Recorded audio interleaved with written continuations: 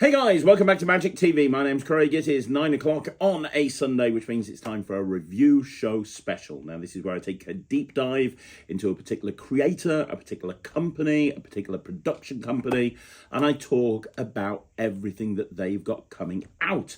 And today, I'm going to be talking about Kev G and the various different people he works with, depending on what project he's actually working with on any given time. I say that because I'm looking at a couple of different things and today on this review show, and they've all got Kev in common, but he's working with various people depending on the project that we're looking at.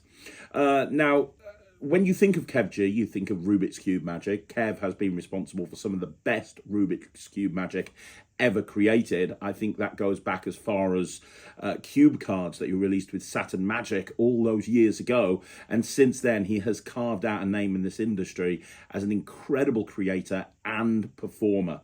And the Refractor project, which it continues to get bigger and bigger and bigger, that he founded and developed along with Colin Klaus, has become, as far as I'm concerned, the #1 resource when it comes to ungimmicked Rubik's Cube magic in the entire world. And if you have any interest in learning how to do magic with Rubik's Cubes, you really should get onto the Refractor project because it's phenomenal. And Kev and Colin have done an amazing job. It's why when I put out Cube 52, a year and a half ago, I knew that I wanted Kev G and Colin Klaus on the project with me, because I knew having Kev G and Colin Klaus on the project would just make the project better, and it did.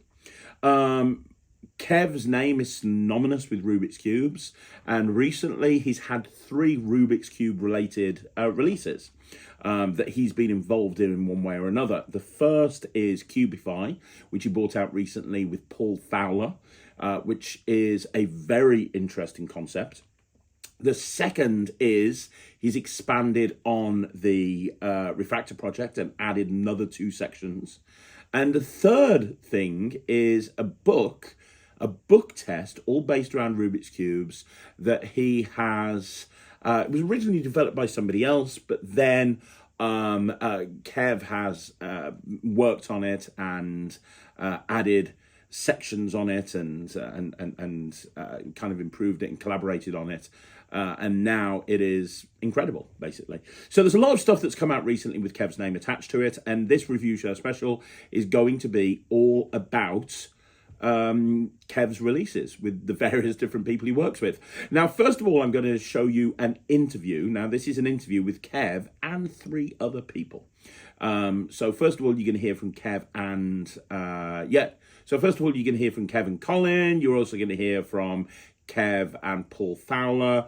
And finally, you're going to hear about the book test itself. There is a lot that we're going to cover on this review show special. And honestly, if you are into Rubik's Cubes, then 100% this is a review show special that you do not want to miss.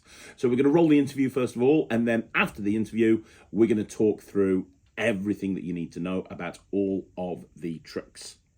Okay, so the first part of this epic review show special is talking to 2 incredible magicians, a big part of the UK magic community. First of all, we have somebody who is probably considered a cube god at this point, somebody who has done more for cube magic than anybody else I know, the one and only Kev G. And we also have one of the busiest working professional magicians in the country, who has created some of the best-selling tricks that have come out in the last few years and has started training and teaching people to be as busy as him, the one and only Paul Fowler. Together, they have teamed up and they have created something a little bit special. Paul, Kev, how you doing, guys? We're good, thank you. Yeah, thanks for having us. Yeah, thanks, mate. Guys, I'm excited. We are obviously talking about the word cube, which is such an incredible idea. And what I want to do, first of all, is just find out how this came to be. Like, obviously, Kev, you're known as a cube guy. You do a lot of cube magic. Yeah. I've never seen you with a cube in your hand, Paul, ever. Like, how did you guys kind of team up to kind of make this product? How did that all come to be? Yeah, shall I take this one, Kev? Yeah. Go ahead. Yeah.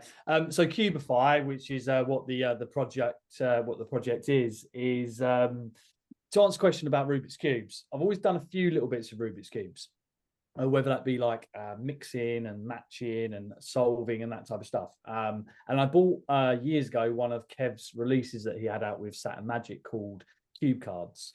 And there was one thing I really liked about it, and that was the stack that Kev taught on there. And I liked it for a couple of different reasons. Number one, it used essentially 4 moves in and then identical 4 moves out to be able to reverse what you just done, but also it had some really good color indicators as well. So I'd learned a couple of stacks, but Kev's one just seemed to fit with me and for what I needed it for. And then during COVID, I was doing a lot of virtual shows, and I'd already exhausted my Rubik's Cube matching effect with a corporate client who then rebooked.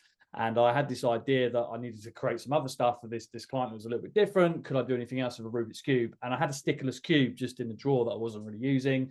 And I sort of put it into stack, wrote some things on it. And, that kind of was the initial basis of Cubify, a really raw version of it. And I sent the idea to Kev, and Kev sort of went, yeah, it's really cool. We think it might already be out there, or a very sort of simple version of it. So I kind of just laid it down, didn't really do anything with it.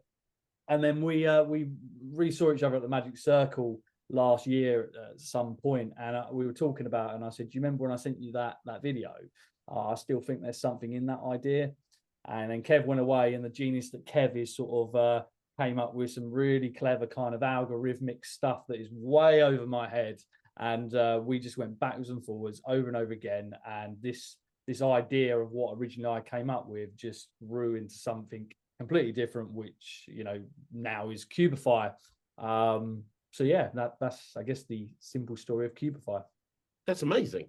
So obviously what we have here, could one of you describe like the basic effect? Because I know there's an awful lot. It's a project. It's not just a trick. It's not a standalone trick. It's a project. But could you, for anybody who doesn't know what it is, could you describe the basic effect for me? So I think that the key thing to sort of point out is that when you introduce this, I usually introduce and say, do you know what this is? Now, this is a box. So there's a cube in the box, but this is a cube box.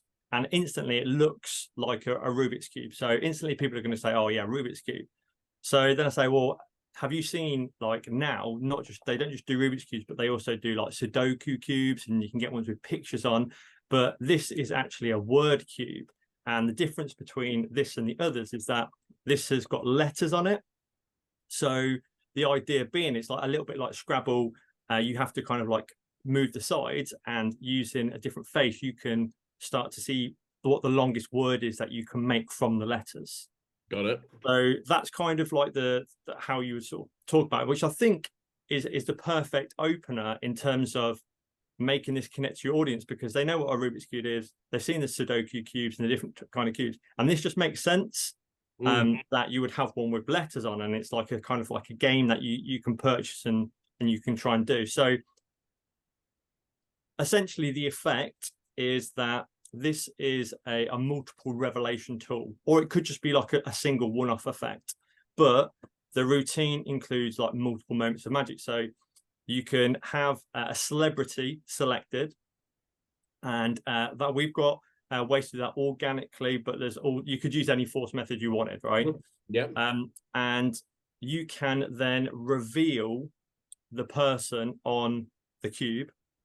Now, when I started thinking about this, there was a few sort of parameters I wanted to make sure that when you had the revelation, all of the letters were around the correct way, rather than being like here, there, and everywhere, where it isn't like a soul state. And even when you just like mix it, they still like look all here, there, and everywhere. So I wanted the revelation for all the letters to be the right way around. But also I wanted to use all of the squares for the revelation, so there's no kind of like ambiguity with what's being shown. So you can reveal the person on the cube.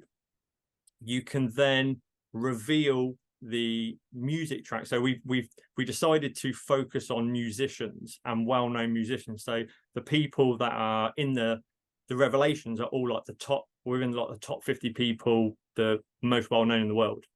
So you can do the revelation of the person, you can then do the revelation of the track. Now you can combine this with the box to do the revelation of the track. Some of the revelations are on the cube as well for the track. Some use the box and some combine both together. And then you can finish off by solving the cube as well. And we've got a number of different ways to do that. So essentially that's kind of like what it is in a nutshell. Yeah. And I think go on. Yeah, sorry. Yeah, and I think also the whole link with musicians that we wanted to create was this idea that you've got this cube, and it's almost used as a way you listen to music and you basically use that as your solve time. So what you can do is you start to try and mix up the cube, and the letters aid you in what you're doing, like the algorithms, and then you basically have this challenge to yourself that you listen to a song, and then by the time the song ends, you've got to solve the cube. And you've got the added bonus of the fact that you not only have to get the letters in the right combination, but they also have to be in the right orientation as well. So it just feels really impossible to the spectator who's watching. That's great. Hey, here's a question for you. You both said there's numerous ways to solve the cube. There's lots of different algorithms. You can do just one simple moment of magic or make it a really kind of longer routine. The question is, and I know this is going to come up, somebody who's got no experience of cube magic at all, never picked up a cube, never done anything with it, is this going to be something that they're going to be able to use? Or is it going to be a very steep learning curve? Yeah, this is ridiculously easy to do. It's so easy, as in you will literally need to learn 4 moves, and they are the only 4 moves you'll need to learn. We recommend that you would then go on to learn a cube, but we give you sort of ideas of how you can then solve the cube if you do mess up, just like, all Rubik's Cube projects. But you don't need to be able to solve a cube to do this. This is super simple stuff, as in when we say 4 moves, that is literally all you need. It's just 4 repeated moves. Amazing. And the moves that you're using, I know that when you brought out cube cards, Kev, you got permission from Takamiz Asui to actually include his mix on there. I'm guessing that Takamiz is the mix that we're going to be using here as well. Is that right? Yeah, so it's exactly the same mix as cube cards. So anybody who's got cube cards or learned cube cards, they'll be able to do this instantly. And as Paul was saying, it's only 4 moves, and we do sort of like teach that in detail, how you can practice and how you can learn that. So if you've got no cubing experience before and you want to do this, this is going to be one of the easiest cube effects you can do using an actual cube. And I know loads of people that purchase cube cards and they go out and use it at gigs, and they still haven't actually learned how to solve a cube. So it is possible to do that, but with any cube effect, I'd always kind of like recommend it's worthwhile learning how to actually solve the cube. And I mentioned on the tutorial that I've actually myself and Colin have released a series of tutorials on YouTube for free that people can learn how to solve the cube. And we kind of take the angle of if you're learning it as a magician. So we teach you all of like the key things and the key ways to learn how to solve the cube to do magic.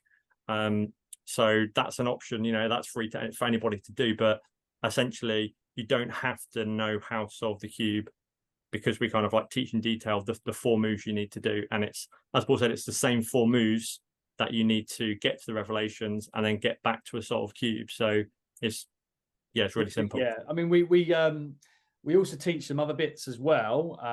The whole point of the Cubify project is we wanted to give people literally options. So you've got the core kind of 4 moves, and then there's other bits Kev teaches. And that was for me, in regards to Rubik's Cube, as you said earlier, Craig, I'm not a Rubik's Cube guy. Kev is genius with a Rubik's Cube. I know you're really great and genius with a Rubik's Cube. But I can solve a cube, I can do some stacks, and I can do magic and matching effects and all that sort of thing.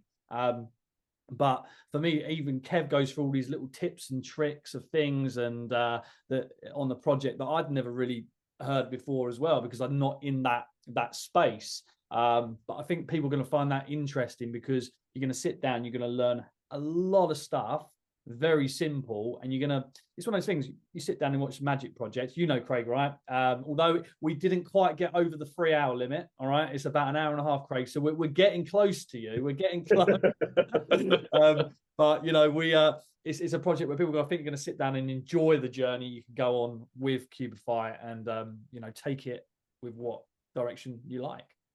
That's amazing. That's fantastic. One other question, and I'm going to take it into the studio.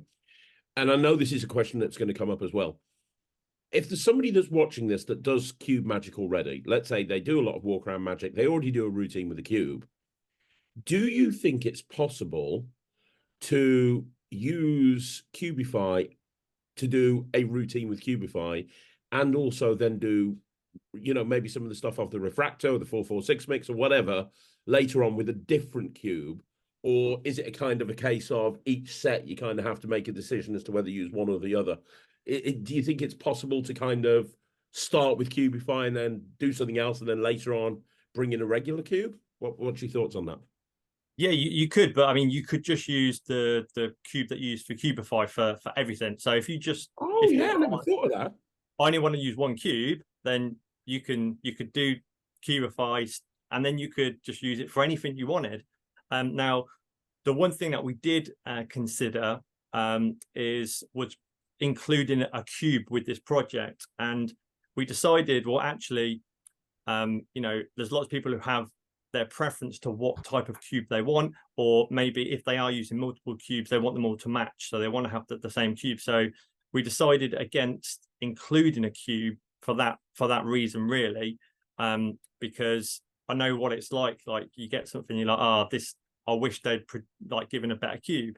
Whereas we've supplied the stickers, so you can apply it to any cube you want, which is why, you know, it could be like a black cube, it could be a stickless cube. This is even like a transparent cube. And I think what's nice is the fact that because this isn't like a normal cube as such, it's one that you pick up, that actually how it looks and if it's black or if it's stickless, that doesn't really matter. So you can just use whatever cube you've got or whatever cube you like, and you can set it up and use it for everything.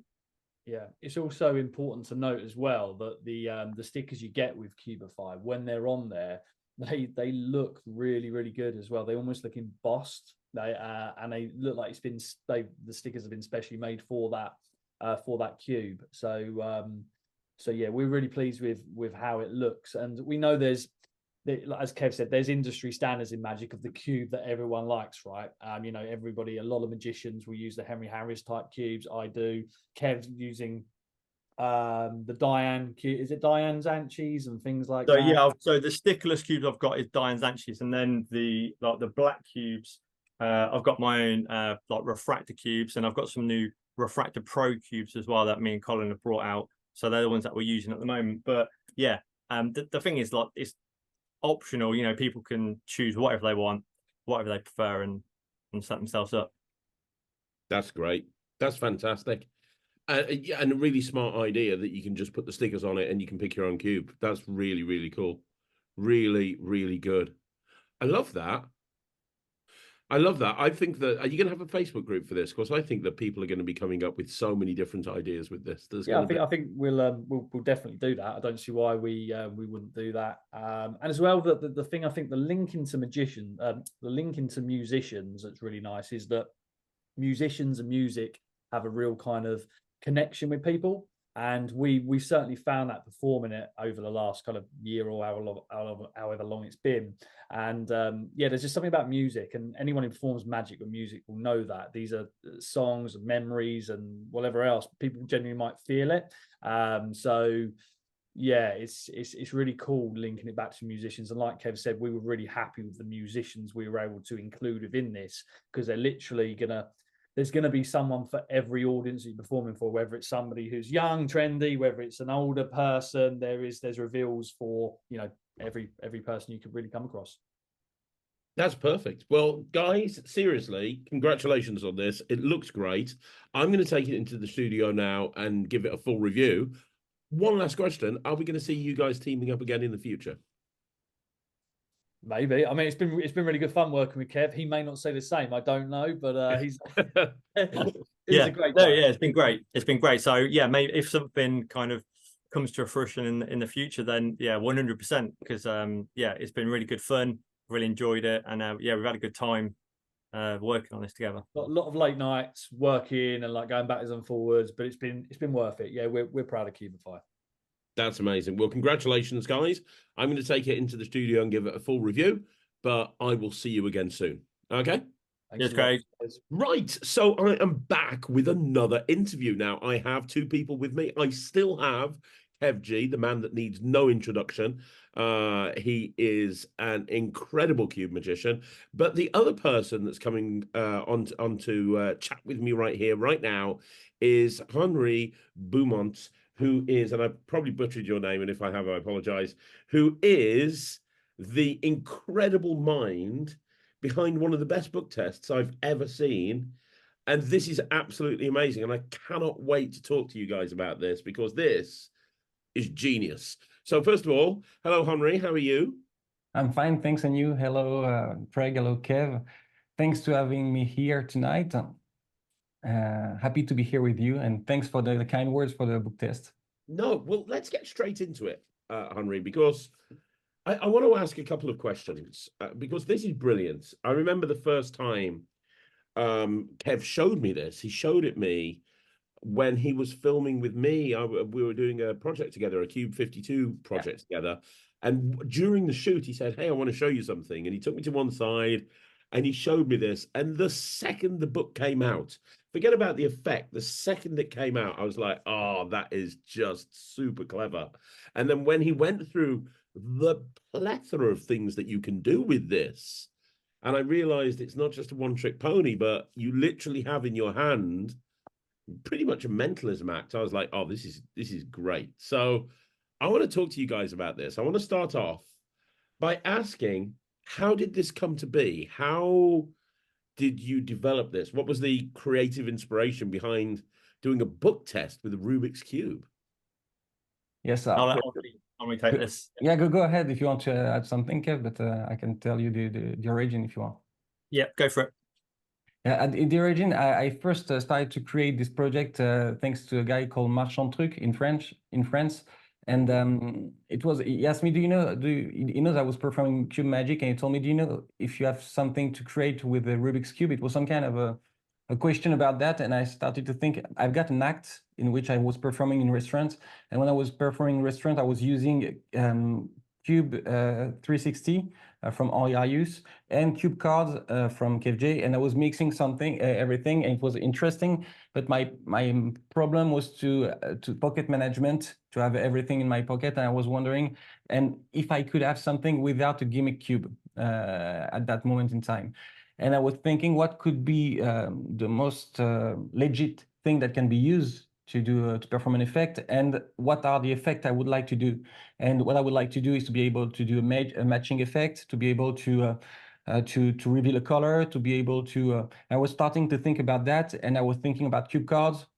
How can I use some kind of these ideas? And I thought maybe if you can see all the sides of the cube, you could have something different. And I start working on this. And at that moment in time, I think the only thing you need to have when you have a Rubik's Cube is maybe a manual to learn how to do Rubik's Cube. And at the beginning, you didn't have all the reveals with the numbers, with the time, with the algorithm, with the countries and all these things. And when I started to put all the things together, I was starting to think, what do you need to reveal? So it was the matching effect, then the colors, and I say, you've got the time, you've got the country, you've got the number of move, you've got the algorithm. And say, if I produce something and these things cannot be revealed, I think magician will tell me, why can't we reveal these things? So at that moment in time, I started to think about process to create all these things. And I create what I think is not a trick, but more than a tool. It's a tool with several effects that you can use in it. And this is a tool in which cube is just some kind of a pretext. You can say that. It's something that can be said to use Rubik's Cube because when I perform Rubik's Cube magic, I do not present myself as a king of Rubik's Cube. I said I'm better at shuffling than at solving. So I think I'm some kind of a visionary. I say something like this in my presentation. So I don't present myself as being someone able to solve the cube. And I started to think you can use all this information, numbers, maybe if you want to do an Aken, or numbers if you want to do a magic square, or you can use letters to reveal a country. Have somebody to think of a word starting with the letters of the algorithm to reveal a country, or do Rubik's Cube magic and make a matching. So it can be used to do memory things. If you want to show that you've got memory skills and you learn everything like a cube master, or something to do mentalism effect using pieces of information inside of the book test. So it was the origin of this. That's amazing. So for people watching this that have never done a book test before or never done any magic with cubes before, if you've got no experience with cube magic, is this something that you're going to be able to do? Yes, this was the main point, because as I told you, my main purpose also was to think to say that many people want to perform cube magic, and most of the time you say this is said in ad that this can be done without any previous knowledge about Rubik's Cube. I will say this is the same, because the only thing you need to know to perform this effect is being able to do 4 moves. But if I want to be completely honest with that, if I was performing cube magic, the first thing I wanted to know is how to solve the cube, because I think it's funny. But if you want to perform ADH cube effect, you don't need to know how to solve a Rubik's Cube. You just need to be a little careful, because if you shuffle the cube and you don't know how to solve it, you can use a solver to solve it. But you can even start the routine the way I do this with the cube already set up. So you don't have to arrive in front of people with something like that and shuffling the cube. I start with the spectators with the cube already shuffled, and I say in my pattern, I say, you know, I saw somebody in the library last week. He was looking at this book and looking at the cube, and I was wondering what he was doing. And at one moment in time, he put the cube on the table and he left. And I said, what?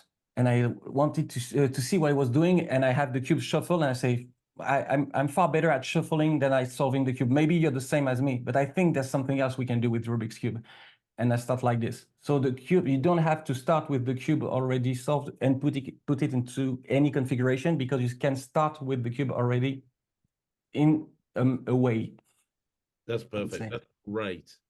And yeah.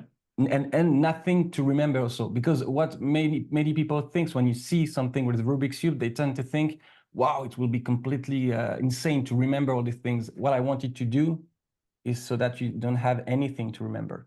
So everything is in front of you at any point. You've got everything in front of you all the time. Everything is disguised. Everything is under the nose, but you can do everything without remembering anything. And the more you perform, the more you will remember, even though you don't want to remember. That's great. And that's one of the things I love about this. I really do.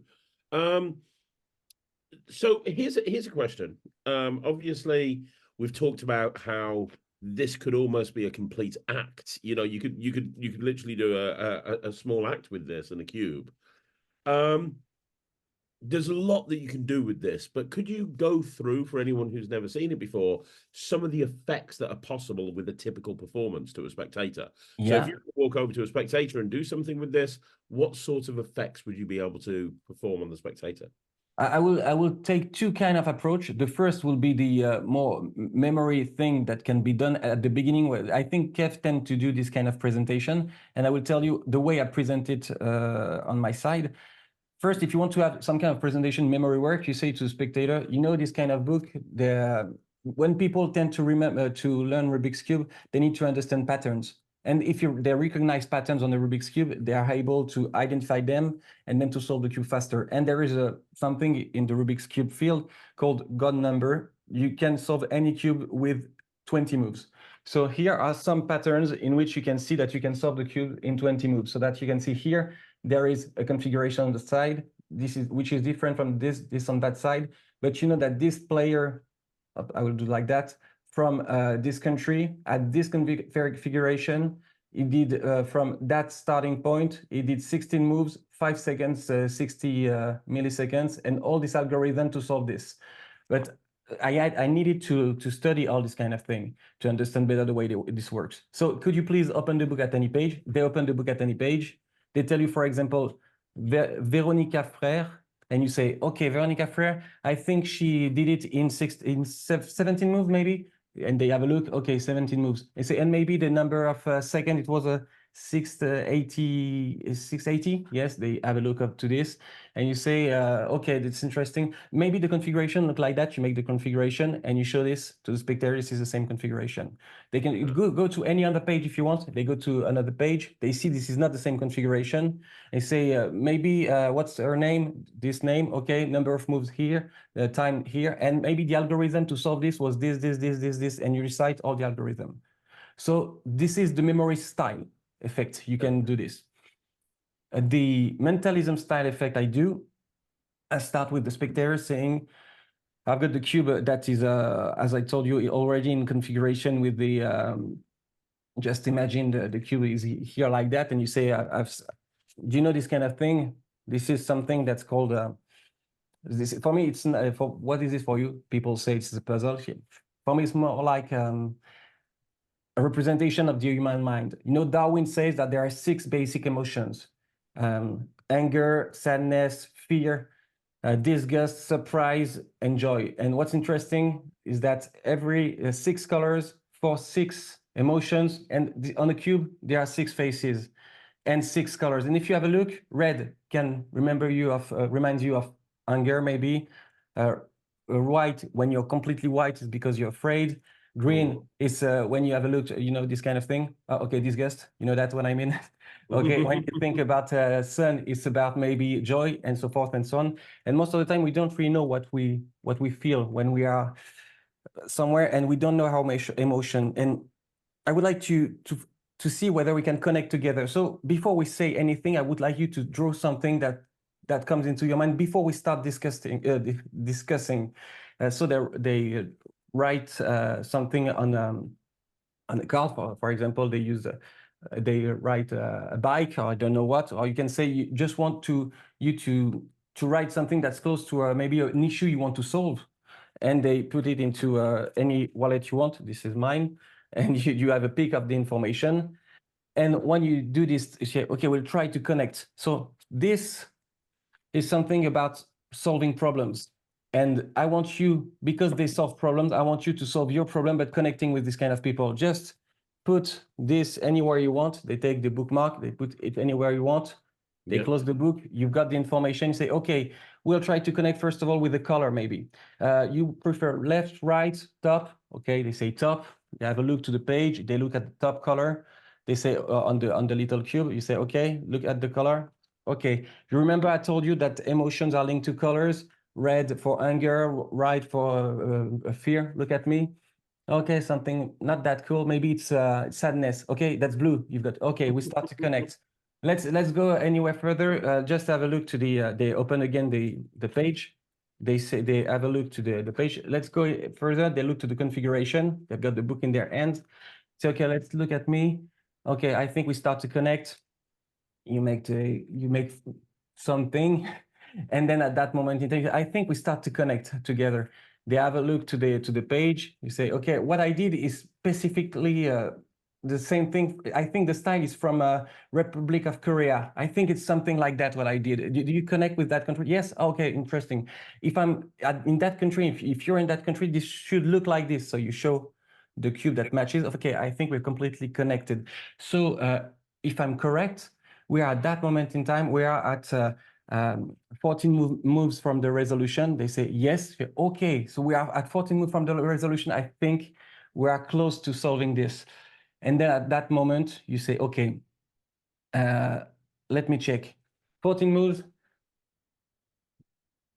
it will be complicated. Maybe let's say, I will try. 1, 2, 3, 4, 5, 6, 7, 8, 9, 10, 11, 12, 13, 14, and you make the solve. I don't want to do the thing for you right now, but you make the solve, and then when it falls into the end of the spectator solved, you say a bike, and at that moment they say, whoa, and you make the reveal when it falls into their hand. So the idea is to make the connection with the cube.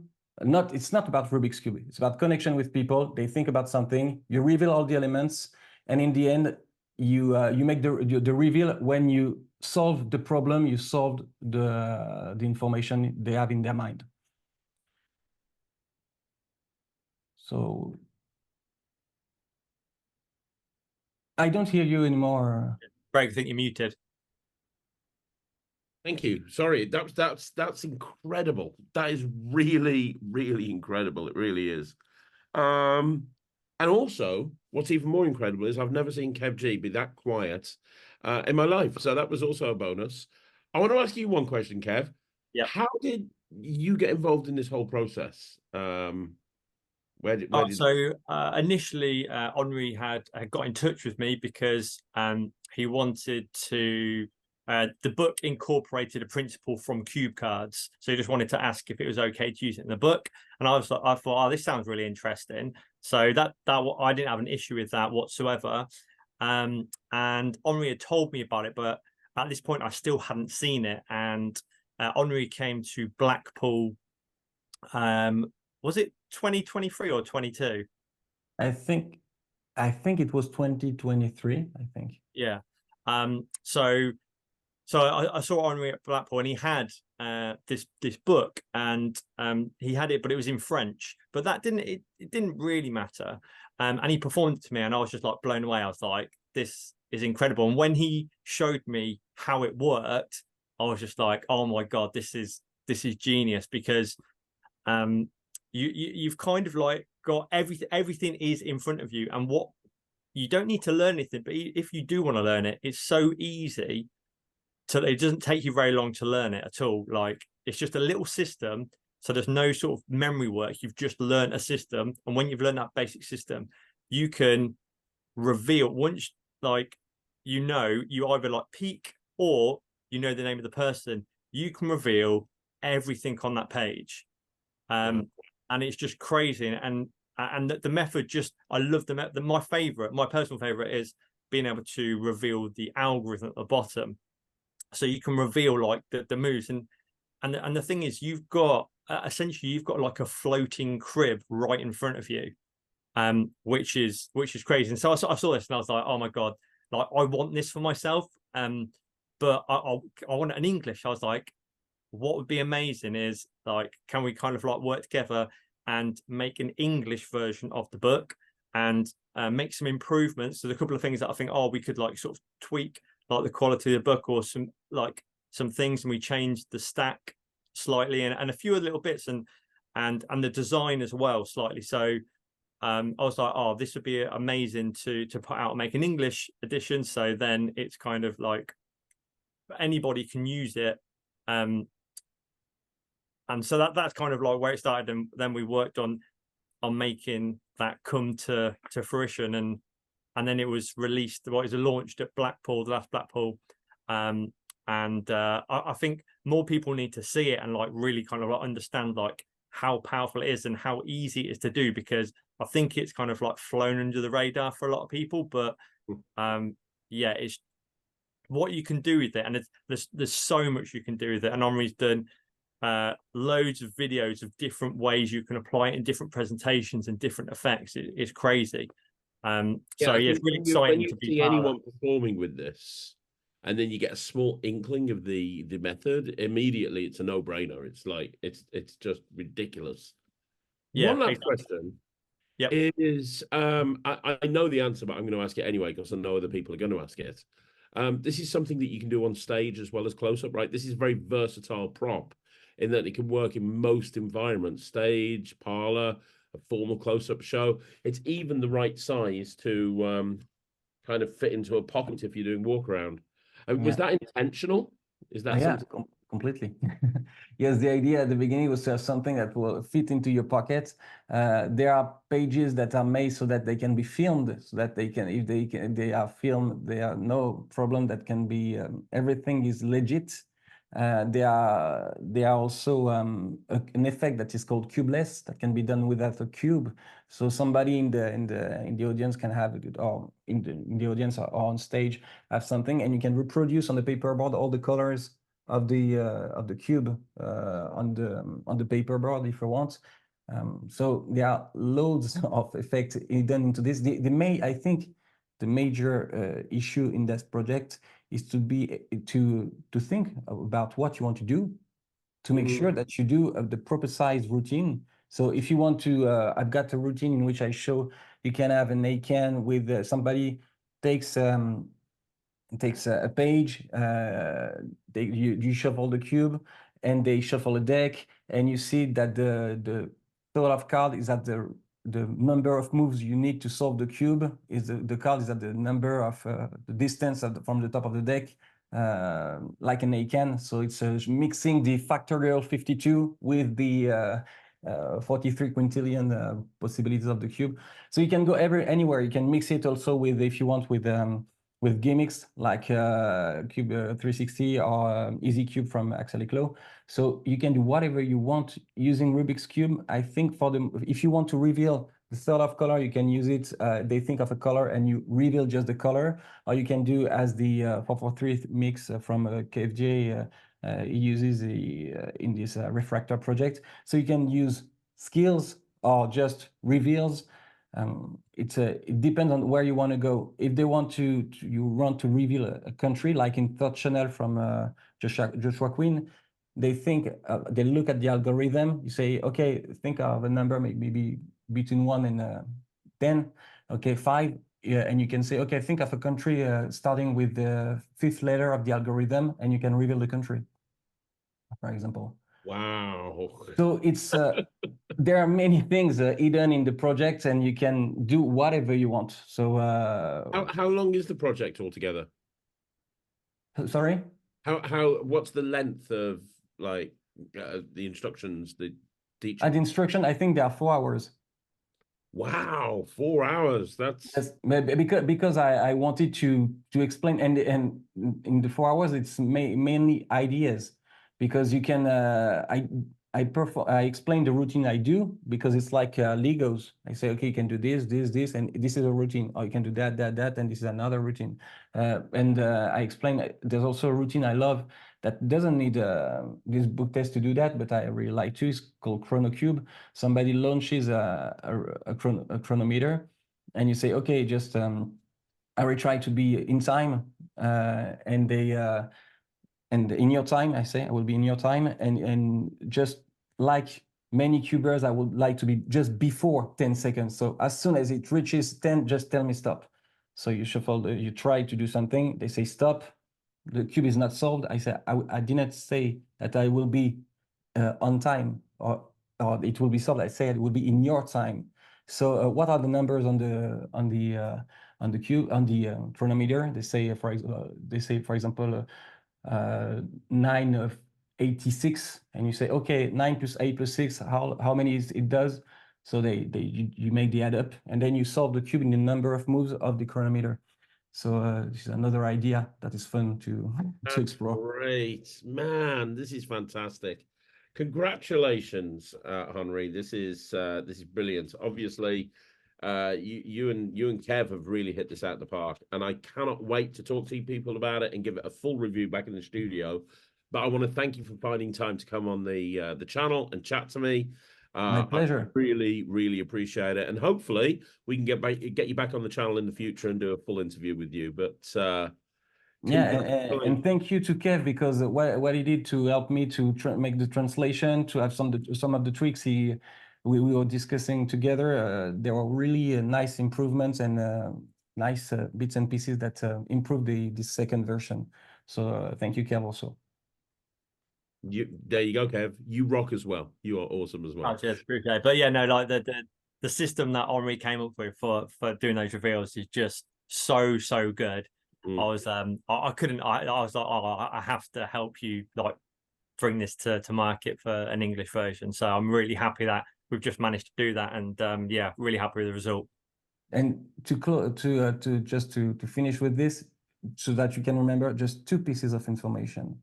You just hear two things, and this is done. You can reveal everything you want. So it's not trying to make some calculation, just two pieces of information. You just hear it or see it, and you're done with everything. Wow. Wow. It's crazy that you can get just two pieces of information and have everything. That's just brilliant. Amazing. I'm going to bring it back into the studio again, but Henri, Kev, thank you so much. Thank you very much, Craig. Cheers, Craig. So we're back with another interview.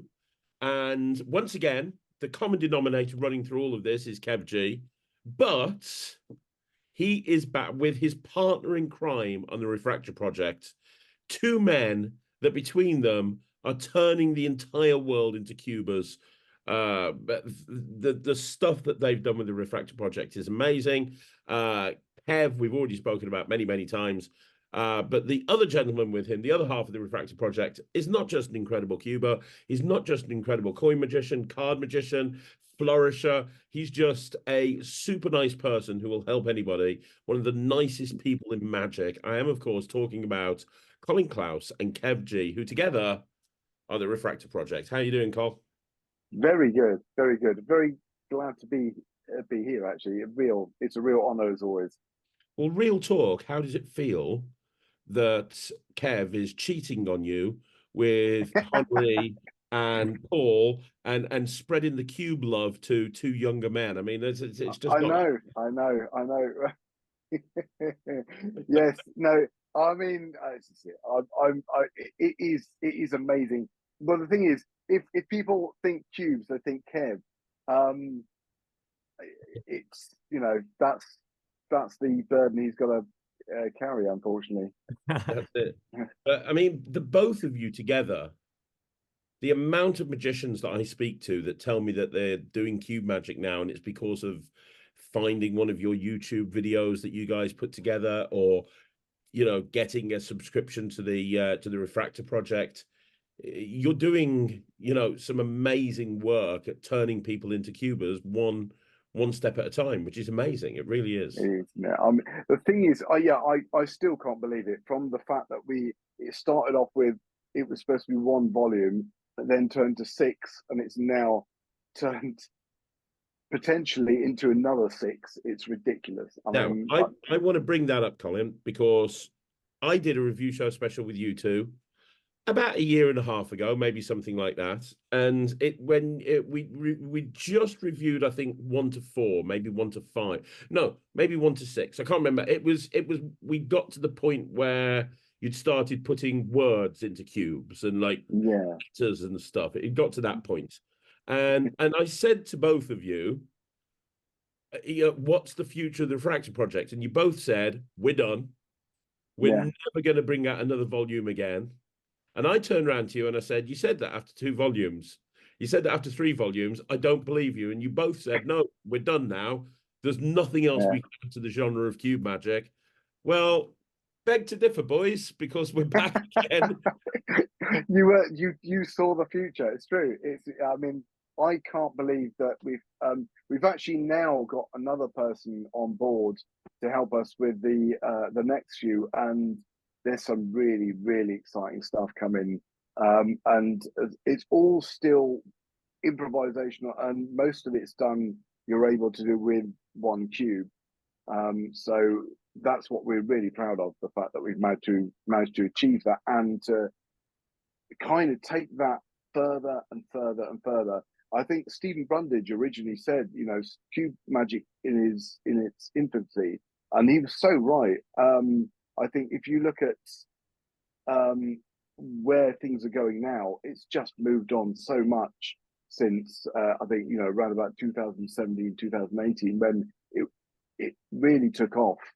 I think that from then on. But a big part of that is what you guys have been doing, seriously, because I think what you've done is you've made cube magic accessible. Thank you. Yeah, we love it. Just incredible. Yeah. So tell me, what's new in the Refractor project? Because obviously the reviews I've done on the Refractor project in the past, you paid X amount and you had access to pretty much everything. The whole various different volumes, the Transformers, the Decepticons, the Cybertrons, all of the Trons, with some incredible utility moves. So tell me how this is expanded as a platform, and how the pricing structure is going to work for people that are already subscribers of the first few volumes, but also people that are coming in cold, so to speak, and they've heard on the grapevine, hey, the place to be if you want to learn cube magic is the Refractor project. It's getting so big now. It's like, well, what do I do? Do I just access every, like, what can you tell me about how you've expanded this whole thing, and how somebody should approach it from an accessibility point of view if they have a bit of cube knowledge or they have no cube knowledge? Hit me up with what your thoughts are with this. Cool. So we started off with like volume 1, volume 2, volume 3 of Refractor, and then there was volume 4. Now, all of those 4 core volumes, they kind of focus on a specific core technique or algorithm. So they kind of like build upon each other, but also interlink. Yeah. And then after that, we did volume 5, and that was kind of a volume that if you didn't have any of the other volumes, you could still access that and do that, because that was focused on combining card magic with cubes. So you could have revelations of playing cards or letters or whatever on the cubes.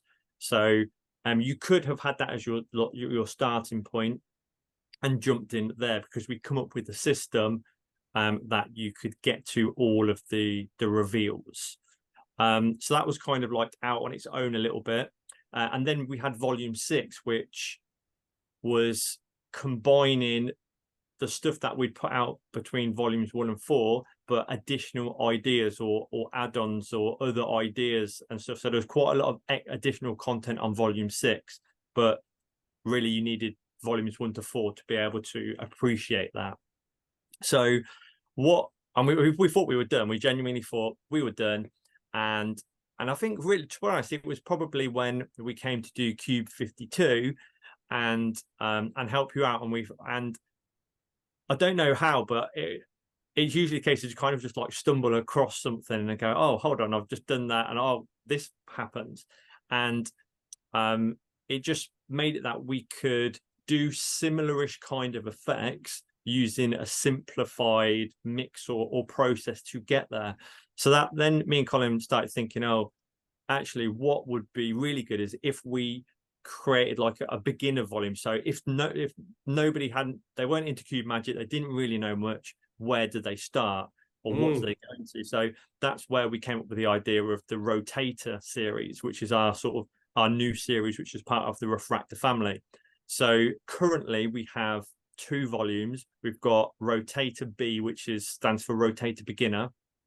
And I think even though that is aimed at beginners, I think people that have, maybe they've got all of the other volumes of Refractor, they would still get something out of this beginner volume, because there's quite a few tips or things that maybe they hadn't thought about, or that we kind of realized actually this is really important, that have gone into that volume.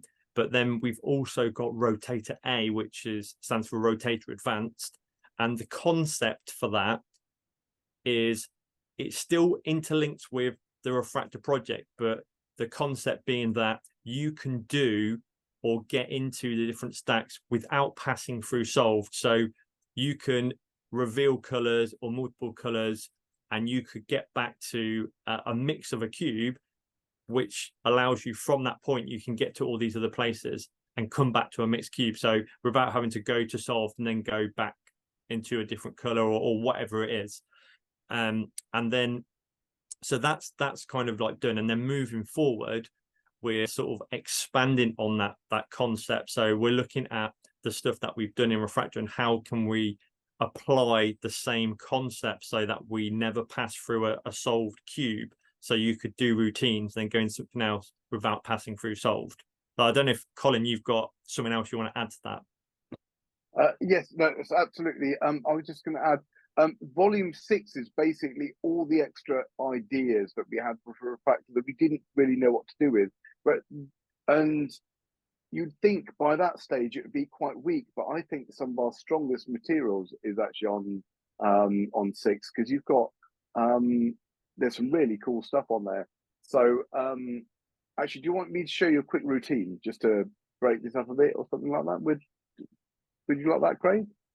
Absolutely. Let me spotlight you on the screen so that we stay. I'll get you involved as well if Yeah, sure. because Go for it. all you've got to do is I mean, you can see the solved cube. Name any color on the cube. Let's go with white. White. Why do you pick white? Is that your favorite color, or is that just the first color that came to your mind? Just the first color. Or were you just being awkward? Oh no, definitely not being awkward. That's fine. See, it's usually cubers that go for white because that's their sort of starting color, isn't it? Normally. So anyway, as I mix this cube, so I mixed up a little bit already. Just say stop whenever you like. Stop. Stop. Right. Let me have a look around. So you can see the cube is mixed. Your color was white, right? Yes. I'm going to pick a color as well, but I'm going to pick yellow. Now, both our colors, you can clearly see, are quite mixed around the cube. So first of all, I'm going to use my color to find your color. And what I mean by that, if I just give this cube a shape, I can get to yellow, yeah, which is my color. Right. And from yellow, I'm going to get to white. So the way this works, I just get white. So watch, white jump like that up to the middle. But watch it jump to the top, and then finally turn all white. Now Wow. that's all very well, but what people normally say at this point is that's great, but can you solve the cube? So obviously, let me just mix it up again, just give it a shape, and it's then solved like that. So that was a routine of incredible. volume 6. Thank you very much. Wow. So yeah, that was so even in volume 6, we've been come up with new ways of solving the cube and clever little solves and sort of clever moves to get in and out. And that's what Kev was just talking about, getting in and out of the patterns that we'd sort of developed in the first few volumes. So from that, and then now we've gone into the Rotator series, which kind of expands on everything that you've learned on the first few. And we thought, how much further can we take this? And luckily, as I said, we've got somebody else on board, Simon Jones, who's helping us out with the next few volumes. And there's some really exciting stuff coming. We'll talk about Simon in a minute. Let me ask you a question. You've got the Refractor 6-volume set, and you've got the Rotator series, which is part of the Refractor family, like you said. If I don't know anything about cube magic, I know how to solve a cube because I'm not stupid. I went onto YouTube and I watched your video for free. So I now know how to solve a cube. I'm good. But I now want to start doing cube magic. Is it Rotator? Yes, Rotator B. No, I'd say get Rotator B. That's who we've designed this for, because I think even when you look at Refractor Volume 1, the stuff on there is quite advanced. It's basically for cube magicians that have been doing cube magic for a while, really. Because it's not the easiest of volumes. It's not hard, but we thought we want to, because loads of people came up to our stand, whilst we were demoing and sort of said, I love this, but I barely know how to solve the cube. A lot of people didn't. So first of all, we, as you said, we told them actually our site's got a free cube solving tutorial. But from then on, we wanted a volume that, I mean, you still got to learn stuff. That's the ethos we sort of have. You have to be able to solve a cube, and you have to be familiar with the way a cube works a little bit. But once you have that, you can do some really, really cool magic with it with just a few simple moves. I mean, just the basic 2-1-1-2, which was invented by this Japanese magician Takumi, is just being able to have a mixed cube and just give it a shake, and it turns and it becomes solved. And just that's actually fairly simple. And the advantage with using a cube over, say, a deck of cards, in fact, that it doesn't warp in the heat or anything like that. So you're dealing with a solid object that's fairly consistent with the way it moves and with everything else. So because of that, I think it's actually easier to learn than a deck of cards. It's certainly easier to learn than coins. I think coins is super hard, but I love it. But I think cubes is definitely a thing that you can get into that's sleight of hand based and that you can actually now do a lot with. Wow. Does that answer your question? Have I just gone off on a tangent? No, you haven't. Sorry. It has answered my question. And I want to ask both of you. You've alluded to somebody else joining the team. This is amazing. Refractor is expanding. Who did you say was joining you, and what's their role in the upcoming volumes? So it's Simon Jones. Now he was he purchased Refractor, and he learned all the stuff from Refractor. And we've got a fairly active Facebook group where quite a lot of the members like post their ideas or routines and stuff. And he became quite active in posting stuff and coming up with ideas. So we started to like chat with him a little bit more. And he come up with a few like interesting solves initially, which were really like easy to do and still based on like based on our stuff that we put out. So we were like, oh, this is cool. Like this would be great to add on to the rotator project that we were starting to work on. So we'd already done kind of like rotator volume A and B before Simon started getting involved. And then he's kind of just gone in pretty deep in terms of the Cuban stuff, and he's like coming up with like, oh, well, you could do this, or what about doing this? And so he started to add a lot of other ideas which have kind of like have aided in expanding what the initial rotator project was going to be. Because as you said, we started off with like 1-2 volumes, and then it's like, oh, okay, well, we can focus on this next volume, and then like, oh, okay, well, we can do this, and then we can do this. So he's kind of aided that to grow into what it's gonna be. So he's pretty involved in these kind of like upcoming releases that we're going to have. That's amazing. That's amazing. But at this point, the Refractor project could just be going on forever. Like it really could. It's just I'm not going to argue with you anymore. Actually, I should go. Well, let's just see where this takes us. You shouldn't do. I do want to ask you a question though. What do you guys think is that, because you'll probably be involved with it, so you would have more of an idea than anyone else. What's the next big thing in Cube Magic? And what I mean by that is, the whole thing started off with Daryl with the Enchanted Cube back in the day, and I think probably the first big leap was Takamizu Sui and coming up with the 2112 mix. And then I think maybe the next big leap after that was maybe Carl Hine, who showed that you could do a lot of other stuff with it as well. Then you had Henry Harriers coming in and saying, well, actually, yes, but if you make this gimmick and this gimmick, and he's taken a route of gimmicks. And then I think probably one of the next big leaps was the Refractor project. And, you have taken, because up until the Refractor project started, most Cube Magic was either solves or matchups. That's it. If you were doing Cube Magic, you were doing a solve, you were doing a matchup, and you were coming up with a way of doing that. And you've shown over, 12 volumes it's going to be now, that you can do an awful lot more than solves and matchups. And you've shown that over and over and over again. And then with products like this, you're taking it to an even other level. What's the next big thing? What's the next evolution of Cube Magic? Go on, Colin.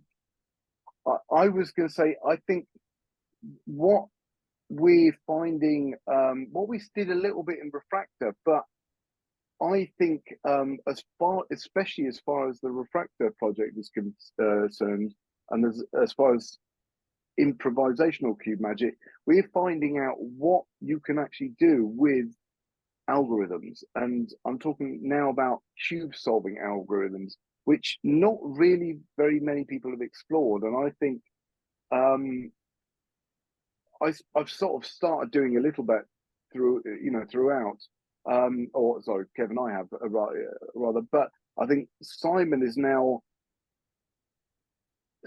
knowledge of cube solving is better than mine. Mine is better than Kev's because I know F2L. He still does the beginner's method. He does it super fast, but I kind of got into F2L and that side of things. So I started to use a lot more of the OLL algorithms and things like that to sort of come up with some new ideas. Now Simon's just gone mental with this, and the stuff that he's coming out with now is really opened that side of things up, and that is, I think that's really exciting because you're actually using cube solving methods to get them to come up with some really interesting magic, and I think that's what the future is. And I never understood why more cubers haven't got into this, because they would be amazing. I mean, I still take like 30-40 seconds to solve a cube. For people that can do it in 10 seconds, the magic that they could do, they can get into these situations of different colors super fast. So I think that's the future of cube magic, is to make it, I mean, it'll be more technical, but actually by using those cube algorithms, which we do, which we learn to do super quickly, as part of solving the cube, you're going to be able to do some really, really exciting things with just, say, still an ordinary cube. Wow, that's a great Hopefully. answer. Really great answer. Kev, what do you think? Yeah, I think I just to add on to kind of like what Colin said, I actually, because the World Championships was for like cube solving was at Coventry last year. So I contacted the organizer, and I actually went there and I set up a stand and I was just doing magic to the cubers, and just for my own sake, just to see how they like took it. And I was really surprised that they were getting fooled with like the stuff that I was doing, even though it's, like, I think if I told them, it would like be like, oh, this is like just really big, they'd be like, oh, well, that's really simple. But even like the simple stuff that I was doing like cube matches, I was doing souls, I was doing the colors, they were kind of like, they were blown away. They were like, oh, this is crazy. I'm thinking, oh, like you'd be able to, like, you'd be so good at this because you just be able to like do it like straight away. There's like people, I was like saying, like, how long can you take to solve a cube? And they were generally saying like, oh, I can do it one-handed in 8 seconds or something crazy. I'm thinking, oh man, like if you did magic, you would be unbelievable at this kind of stuff. The thing is, I've met quite a few cubers because Ryland goes to these conventions as well. I've met quite a few of them, and a lot of cubers are quite introverted. They're not performers. Yeah, 100%. They're really just kind of, they just want to sit there and solve a cube ridiculously fast. You put them in a situation where they have to walk on a stage or walk up to a group of people and make it entertaining, and I think that's where the problem would be. Yeah, well, yeah, definitely. I think that's what I kind of found as well. A lot of these people that are there, they were introverted and they're just kind of like focused, and it was like, it does attract for the cube solving like people like on the autistic spectrum, because it is kind of like just they know what to expect and they're just doing it over and over again. But it was useful for me just as an experiment to see if this kind of stuff still played out to them. So that was cool. But in terms of where it's going, go on, Colin. So I was just briefly going to say, I think that's still, I mean, if you're prepared to go to a competition and in front of loads of people solve a cube super quickly under lots of pressure, surely you could actually learn to perform that stuff. And I think for some people it might do them from a social aspect, it be quite a positive experience.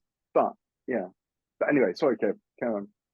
I was just gonna say, in terms of where it's going, it's like it's really difficult to say, because as we kind of said, like we started off the Refractor project, thought kind of like we've exhausted all the avenues like that, we don't know where to go, and then it just happens that like something happens. It's like, actually we could like, and we sort of like start looking at that. So it's always been a kind of like, right, that's it, we're done.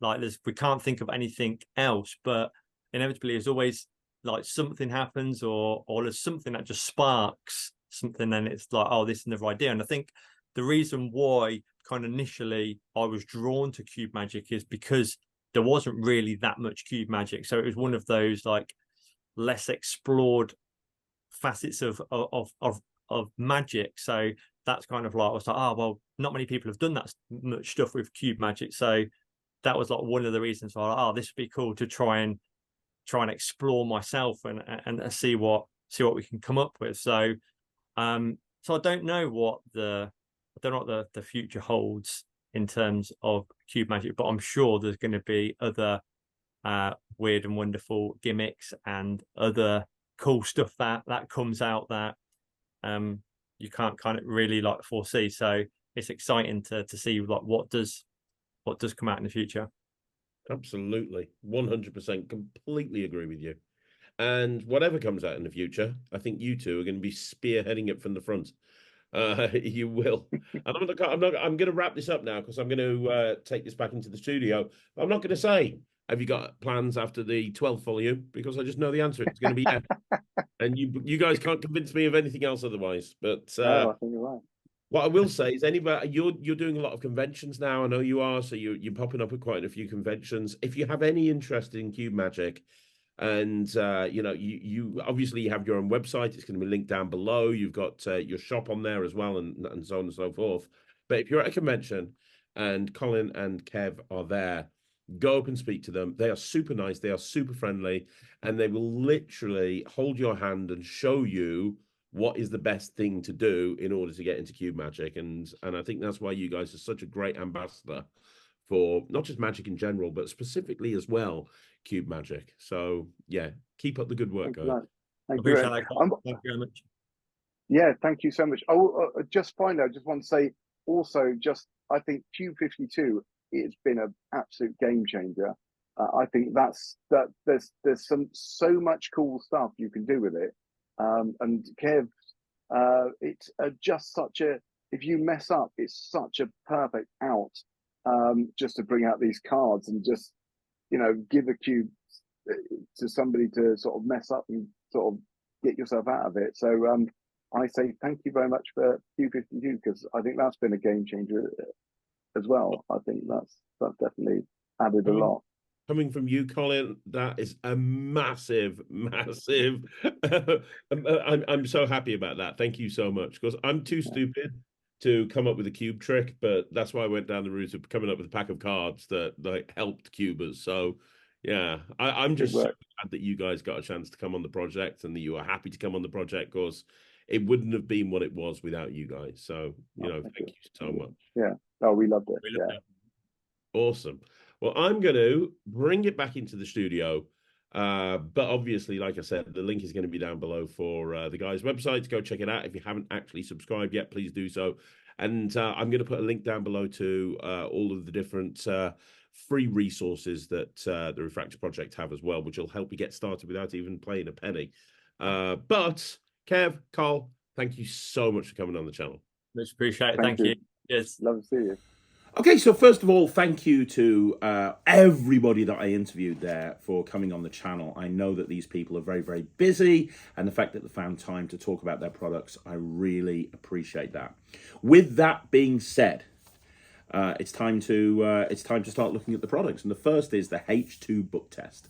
So we're going to look at the H2 book test first of all, and the first thing that you'll see when you look at this book test is it looks very, very legit. It looks like a book that has a series of facts about Rubik's Cubers from around the world. It really does look like it's meant to look. And it doesn't look like you could possibly have anything gimmicked in it. But the book has been diabolically created so that with very little memory work, you can get access to everything. So let me explain what's going to happen here. Because I'm not going to perform this. And the reason I'm not going to perform this is because I've been working on this, I've been practicing it, and I don't think at this point I can do it 100% justice. And I know a lot of people watch the reviews and they use the reviews as a basis as to whether to buy this or not. And I don't want a substandard performance by me to kind of influence people's decisions. I will be doing a video on this at some point when I've kind of got it to where I want it to be, but it's not there yet. But I'm more than happy to talk about it. So first of all, The effect would be that you would give the book to somebody and they would open the book at any page that they want to. And when they open the book, if you look at the book here, you can see that each page has a name on it. So, for example, I am looking at a page number 25. The right-hand page has Laura Vobrinova, and the one on the left, from Bulgaria. The one on the left has Rokajuru Bayong Sion from the Republic of Korea. Each page has a name. It's got a place from where they hail. And then it's got the position that the cube was in before it was, the position the cube was in. So the whole idea of this is that it's meant to be facts and statistics about some of the best cubers in the world that set records within the field of cubing and competitive cubing.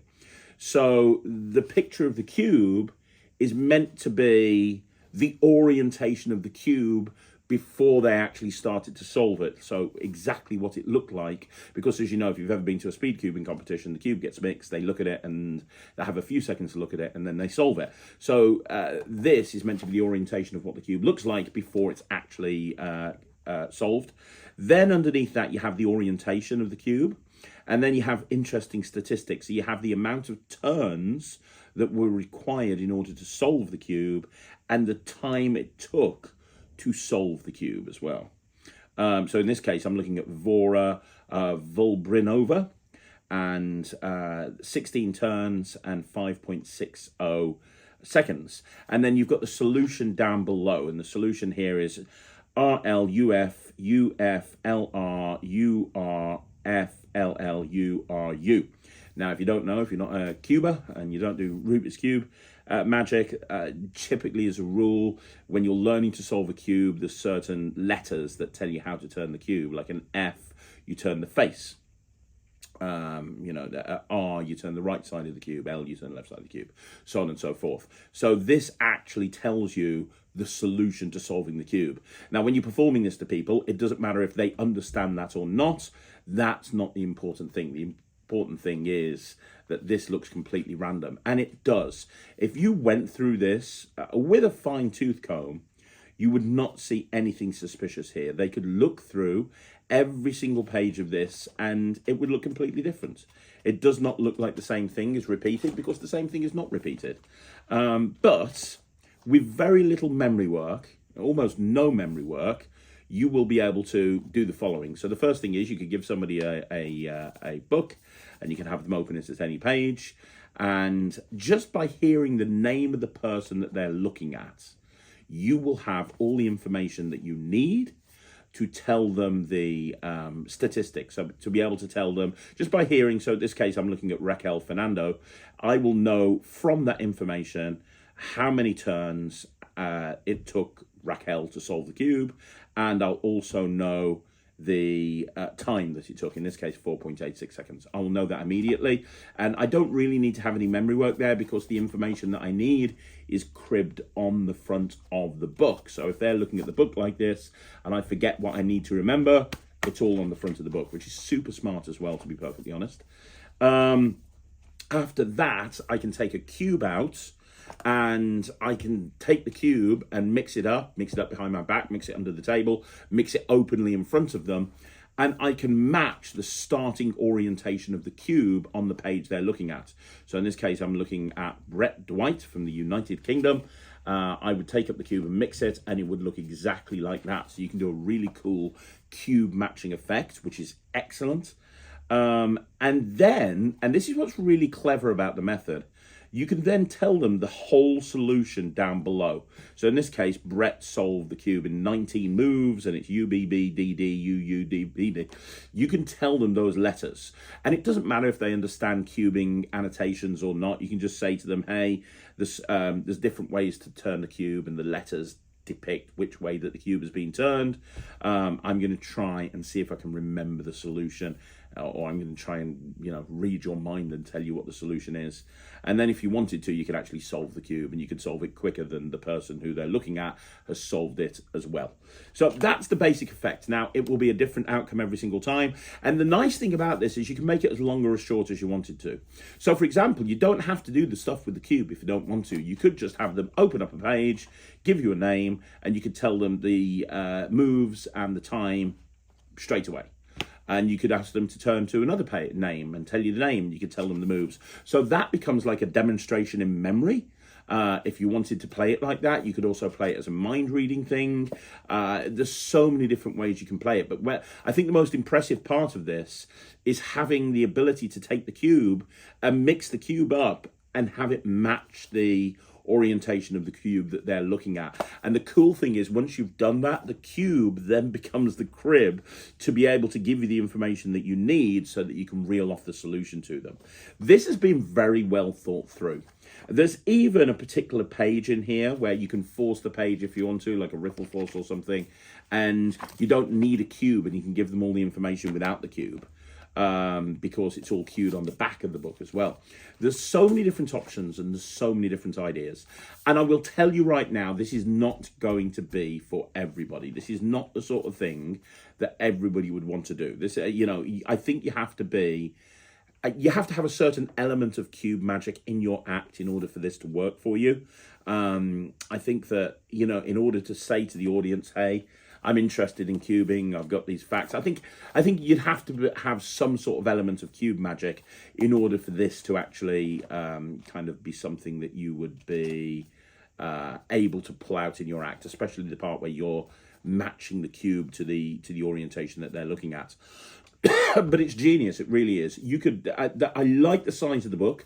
It fits into a jacket pocket, but it's big enough that you could do it in a parlor show, you could do it in a close-up show, you could do it on sort of a big table type scenario, and people are going to be able to see it. I love the fact that there's almost no memory work because of how the book is designed. Everything is there. All you have to do is understand the system.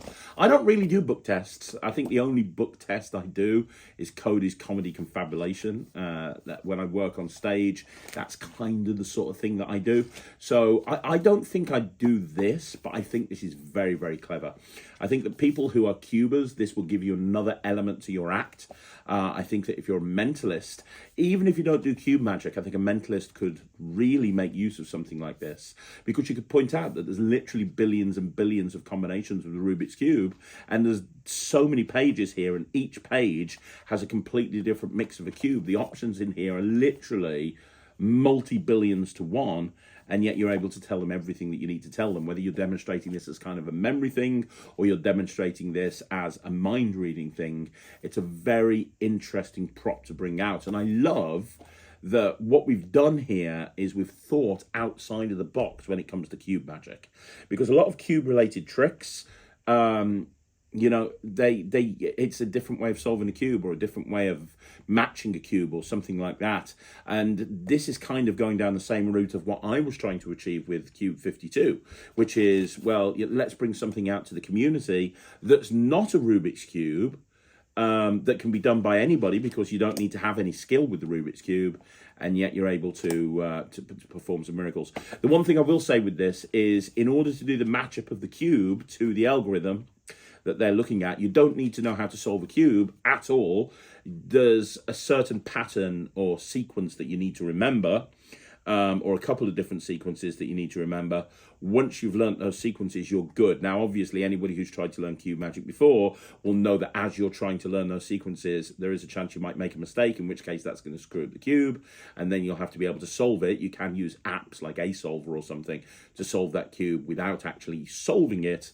But that's something to bear in mind when you're practicing. It's why I say that a lot of the time this would probably be more suited from somebody who does do cubing in their act. I'm not going to do it, but I think it's brilliant. I'm going to give it 79%. 79% is the highest mark I can give something if I'm not going to do it.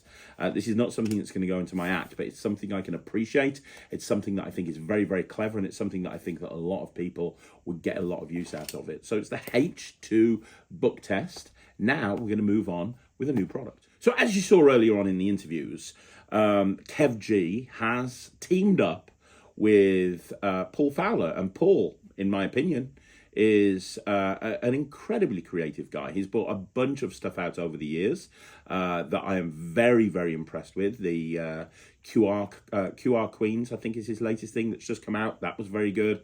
Obviously, the credit card thing that he brought out with the 1914 was great as well. He really thinks through things from a commercial point of view, and this is no different. So this is Cubify.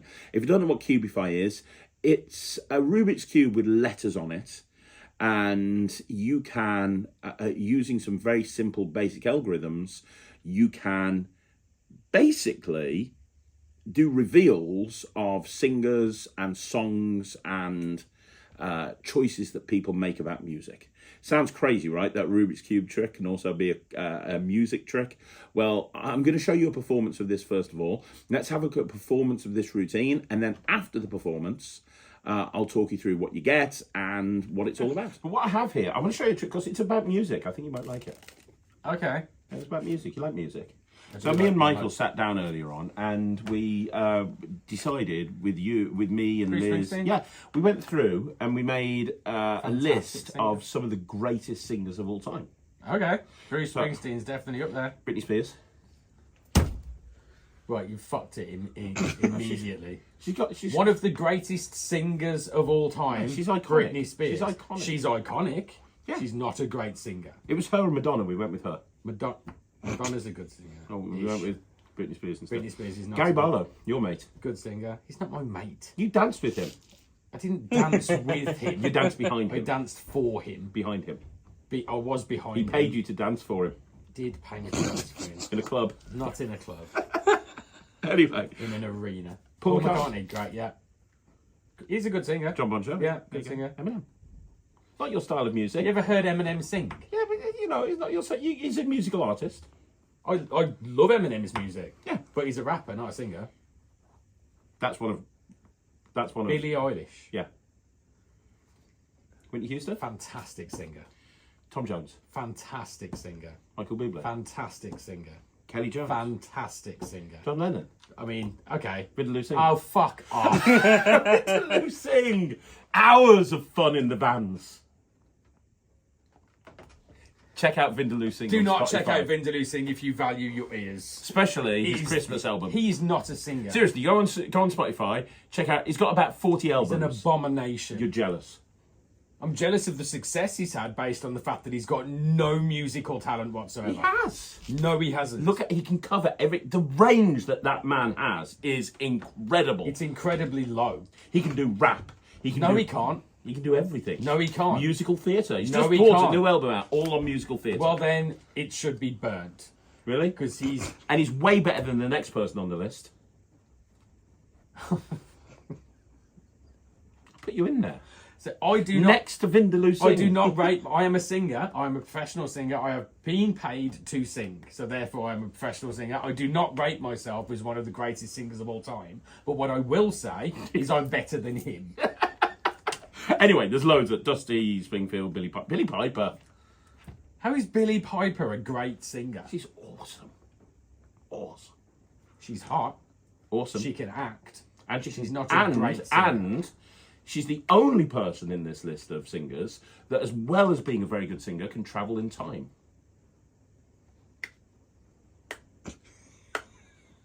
She can travel through time and space. Can she? Yeah. How? In a time machine. It's called TARDIS. Time and relative dimensions in space. It looks like a police box. What's the police box? It's an old-fashioned thing. She travels in time, just trust me. She's a Time Lord. Well, she's not. She's the assistant to a Time Lord. Did you not know this? Michael, am I talking crap? No, he's not. What? We were talking about this yesterday, not this specifically, but the topic. Yeah. She's a Time Lord. Whatever. Taylor Swift. Doctor Who. Elvis Presley. Oh, she was in Doctor Who. Yeah. Oh, right. That's like saying. You know that just because she was in a TV show doesn't mean she can actually travel through time and space. You're aware of that, right? You're not one of these people that thinks that fucking EastEnders is real. Yeah, no, I know, but EastEnders isn't real. Right. Okay, but she can travel in time and space. And he goes on. David Bowie, Dr. Dr. Dre is not a singer at Freddie all. Mercury. Dr. Dre has never even attempted to sing. He's a rapper. Freddie Mercury. The greatest frontman Robbie of all time. Williams. Not a great singer, but he's a really good. He's a good. Guy. He's a fantastic showman. This very guy- good showman. This next guy, Liz suggested. Not a brilliant singer. Don't know who he is. The next So guy I'll Liz put- suggested, yeah, who so I'll probably put- can sing. Question mark. I don't know who that is. She gave me the same look as you're giving me right now. You don't know who that is. Apparently, he's a big deal. Right. I know this is your building and your company and your channel. Yes. If you don't know who that is, I suggest you get the fuck out. He's a singer. I know that. You're winding me up, aren't you? No, he's a singer. I get it. He sings. Probably Not my- anymore. He doesn't. Why not? Because Did he he's retire? dead. Oh, dead. Okay. I don't know that. I genuinely don't know that. You genuinely don't know who Kurt Cobain is. How You can didn't- anybody alive today not know who Kurt Cobain is? How can anybody alive today not know that Billy Piper was in Doctor Who? I don't watch Doctor Who. I don't listen to Kurt Cobain. You have. No, I haven't. Yes, you have. Wow, when? How? I've had Nirvana on in the van a crap load of times. I was probably asleep. That is very true. That is true. Anyway, should we get on with it? Because this is the longest mat test in the world and I haven't even done anything at this point. Hasn't there been people moaning on the channel about this? About what? About us taking too long to actually get No, to most people really like Get it, to but a the couple point. of people like put timestamps. Cut to 10 minutes. That's when they actually start the trick. Anyway, take the cards and deal them into a pile on the table. Can I Face take, down. Can I take Vindaloo Singh out? No, he stays. Deal them what? Face down. One at a time? Yeah, one at a time. Just deal them. Into a pile on the table. Yeah, just keep dealing. But you can deal them from the bottom, the middle, the top. Deal 2 or 3 down at a time. Don't think it's all off the top and stop anytime you want.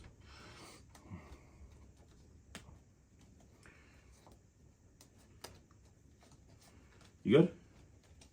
It's just like the weird. You don't. You stop anytime you want to. You're just dealing all of them. Oh, stop. If you want to take some back, you Oh, can. I thought it was just like the weirdest shuffle ever. No, I'm just saying deal and stop anytime you want to. But you're just like, let's do the whole deck. Fuck it. Well, Is that enough? Are you Yeah, happy? yeah. Okay, but this is. Oh, your you got- instructions were. you got rid of Adele. You got rid of Matt Clute. Matt's gone. Oh no. Shame.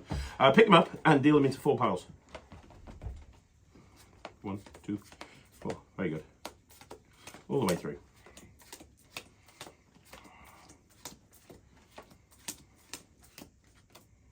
Perfect. Thank you.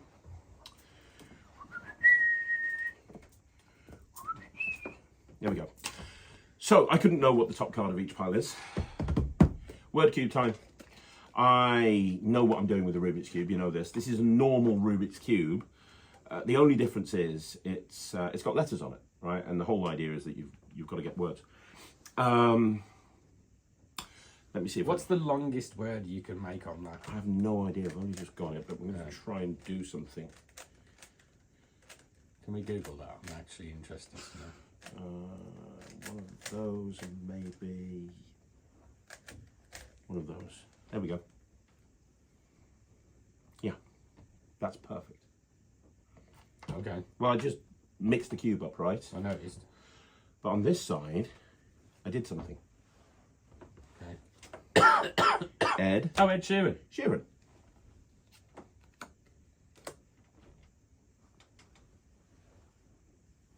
I'll try again. Hang on. Hang on a minute. Got to study this. It's difficult because I've got to concentrate on several things at once. I've got to concentrate on the cube, but I've also got to concentrate on. I'll try it. Maybe one of those. I don't know. I'm not feeling it. Possibly. Elton John.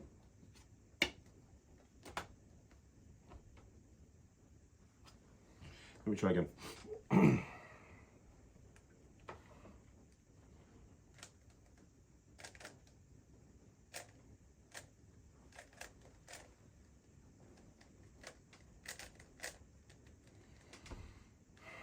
I don't even know if I've managed this one, but maybe. Don't know. I really did think.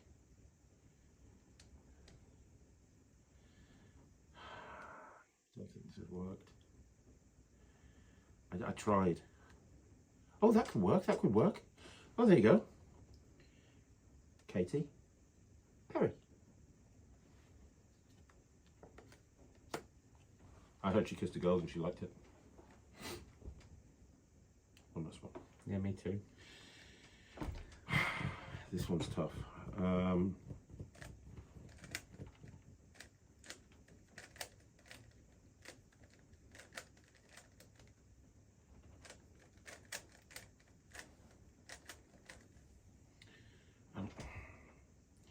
feel like that's right, but I don't know. I thought you said it was singers. Kanye West. He's not a singer. Well, luckily, you picked him. That's what you call magic.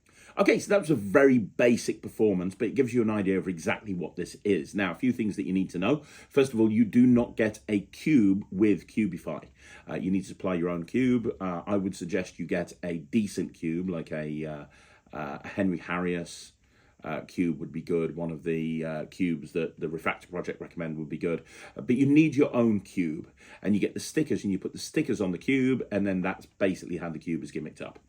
Once the cube has all of the letters on it, you can do so much with these. Now, you just saw something very, very basic. What you just saw was a very basic presentation, but it gave you an idea of exactly what this is capable of.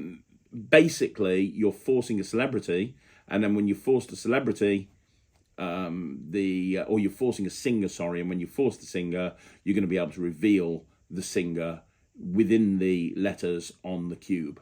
Now, there's lots of different ways to force the celebrity, and they go through on the project many, many different ways. I do have to say that this project is very, very in-depth. It's over 2 hours in length, and they spare no expense when it comes to getting live performances, going through everything with a fine-tooth comb. This is one of the best and the most well put together tutorials I've seen in a long time, and the multiple live performances were very, very much appreciated. You can tell that this has been worked in the real world. You can tell that this has been done to death, and you can tell that they really believe in this. So I just need to give a shout out on the actual tutorial.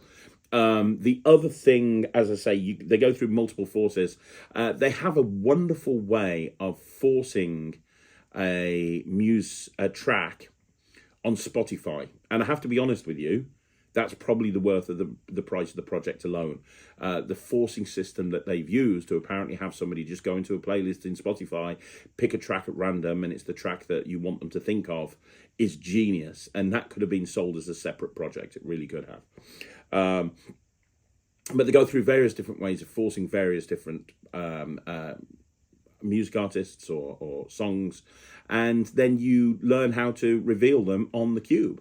And you can do it with just one song, you can do it with one singer, you can do it with 2 singers, 3 singers, 4 singers.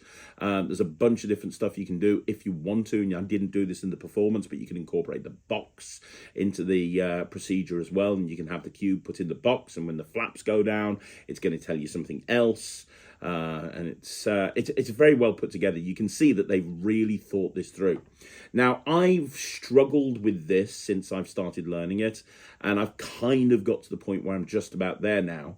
But it's worth noting that I have for years used the Brundage mix because I learned Rubik's Cube magic from watching Cube 3 by Stephen Brundage. So I use the Brundage mix when I'm performing Rubik's Cube magic. Now, the Brundage mix was published on Cube 3 and was an extension of Takemizu Sui's mix that he created for Cube FX. And Takemizu was the first person to put this sort of concept together, and Stephen changed it cosmetically and put a bunch of routines together with the new mix. The reason I tell you this is because this is based on the Takemizu Sui mix, which is similar but not the same thing. And it's really confusing me. It has for a few weeks confused me, and it's probably because I'm old and set in my ways. But because I've done the Cube 3 mix so much, trying to kind of change it around to the Takemizu mix has really baffled my head. So what's happened is the first time I took this out to a gig, I got confused in what mix I was doing, and I ended up actually mixing up the cube. Not a problem, I just went in a different routine with it. But then I completely forgot how to do the Cube 3 mix because I was getting confused between the Cube 3 mix and the Takamines mix, and I ended up just like having to solve the cube again. It was a disastrous situation. The reason I bring that up, and that's probably just to do with my own incompetence, but the reason to bring it up is if you are a Cube 3 user and you're used to using the mix that Stephen Brundwidge created, you are going to have to change that around in order to do this. And that can cause a few problems if that sort of mix has gone into your muscle memory, if that makes sense. Also, all this talks about mixing. If you're not a cuber, you are going to have to learn how to do a simple Takamines Usui mix, which Kev taught in Cube Cards and has taught on several other projects now. It's an amazing mix, it really is. It's the basis of a lot of cube magic, but I know it's something that a lot of people struggle with. So bear in mind, to do the routines on this project, you are going to have to do the most common mix, and you're going to have to do some false mixes. Paul and Kev are going to teach you how to do that. They're going to teach you how to do that with a fine-tooth comb. They're going to make sure you understand that. There's nobody better at teaching cube magic than Kev G, but that is something that you're going to need to be aware of. But ultimately, at the end of the day, this is a very commercial product. And one of the reasons it's so commercial is because it's fairly easy to do. Once you've understood that mix, once you've got that down, you can go in so many different directions with it. I love that the reveal happens on the cube. It looks like a legitimate thing. It's like, hey, this is a cube with letters on it. You know, it's a word cube. You make words and you have to mix it and make words, and you get you get prizes if you win if you make the longest word. It looks like a plausible item that you would bring out, but in reality it's going to allow you to do all this really fun stuff as well, and it's still a cube at the end of the day. So you can actually then, if you want to, using the same cube, go into any of your normal cubing routines that you do that involve solves or matchups or whatever. You can do all of that as well. So yeah, it's good. I've tried it a couple of times and I'm not getting out of it what I want to get out of it, and that's because I'm still nervous performing it because of the Cube 3 thing versus the Takamines Usui thing. But I'm going to persevere with this, even if it means that I switch everything I do over. And the reason I'm going to persevere with it is because I think it's such a bloody good trick. I think it's amazing. I think that the reveal is great. I think that, music is something that everyone's interested in. Music artists is something everyone's interested in. So it's got an instant hook, and it's a very unique way of doing a revelation. I'm going to give it 90%. The learning curve is quite steep for me. It might not be as steep for you, but it'll be worth persevering with. 90% from me. Let's move on. Right, okay, so the final thing that I want to talk about is the Refractor project. Now, I'm not going to spend too much time on the Refractor project. What I am going to tell you is the Refractor project continues to grow and grow and grow. I remember when there was just one volume, and Kev and Carl told me there were going to be 2 volumes and 3 volumes, and every year they say, right, that's it, we can't make it go any further, and every year they continue to add more stuff on. The bottom line is, and you saw the interview that I did with the guys, the bottom line is the Refractor project is the single best resource for ungimmicked Rubik's Cube magic in the world. There is no other resource that even comes close.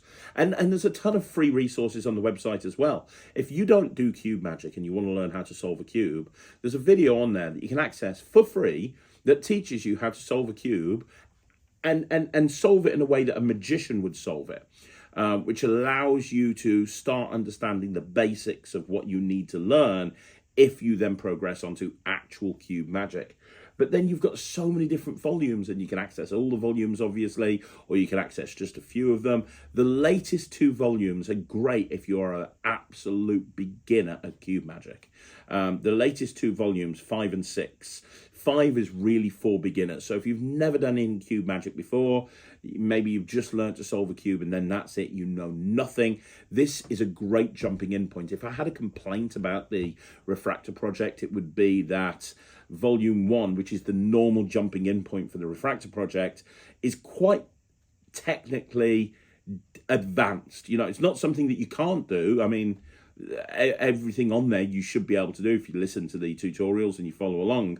But it's not the easiest thing in the world to do, right?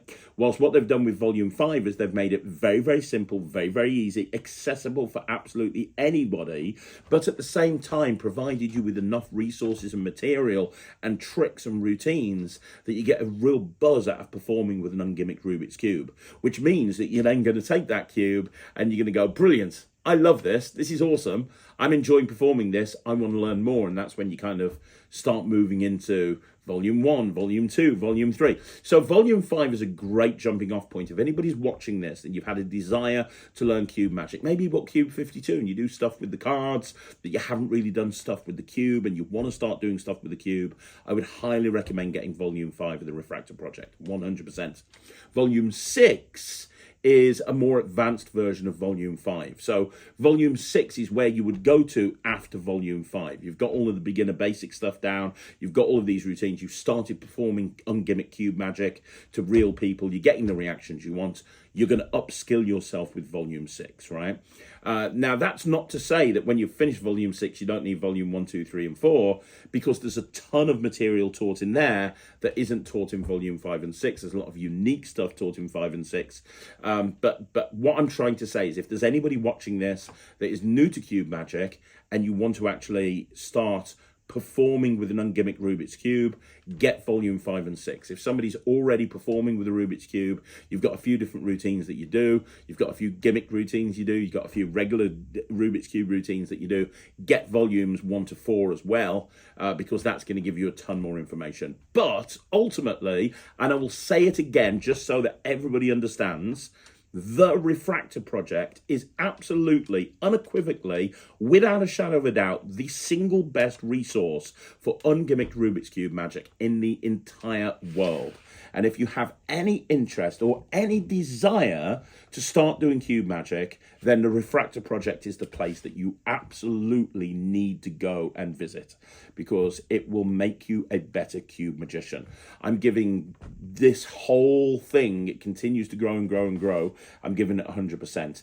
I've always given it 100%. As they continue to add more projects on, it will continue to get more than 100%. It is absolutely phenomenal and highly, highly, highly recommended.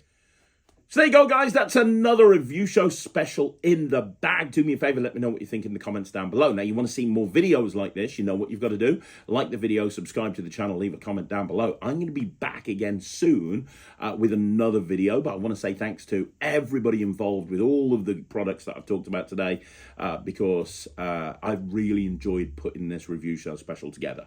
So thank you so much. I will see you again soon.